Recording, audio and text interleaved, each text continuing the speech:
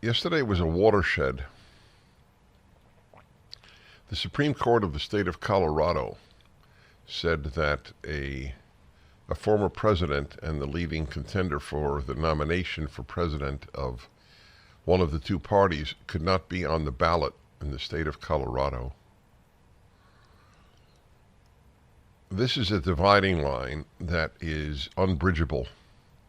If you believe that that was good for the country and morally and constitutionally correct, it's hard to imagine how much we could have in common.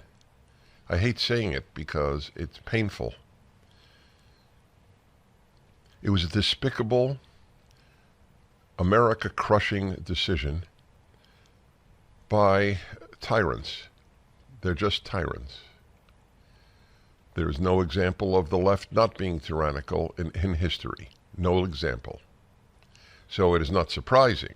It's despicable, but it's not surprising. Liberals are not tyrants. Liberals vote for tyrants, but they're not tyrants. So you'll say, well, of course, the Republicans are tyrants, but you have no example of that. That's the point. You can say it. You can say anything. You can say men give birth. But there is no example. Donald Trump was president for 4 years, and the country was much freer. There was no court that kept a Democrat off a ballot.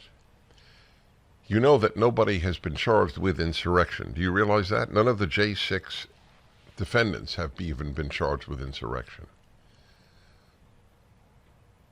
So how could he be guilty of a crime that never took place?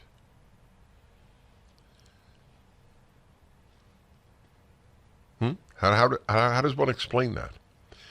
Because the left hates the conservative, and especially the man named Donald Trump, and they will do anything to suppress his ability to win an election. Anything. Did I say anything? I mean anything. These judges help me understand. This is another difficult thing to say. They help me understand how judges functioned under Stalin. All of my life I have wondered, these people studied law in the Soviet Union. So what type of human being would serve as a judge for the Stalinist regime? And then I realized the answer. Many people would. And not only that, this notion that they did it because they believed in evil, or thought they believed in evil, is not true. They thought they were doing good. I don't think every judge who served under Stalin thought, I'm doing bad,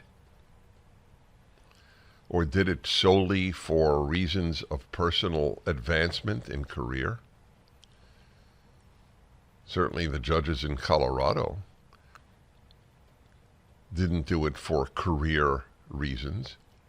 They sincerely believe in tyranny. And so that's what happened. Where's the Jonathan Turley comment? It was, this is, what is it, throwing a lighted match into a powder keg?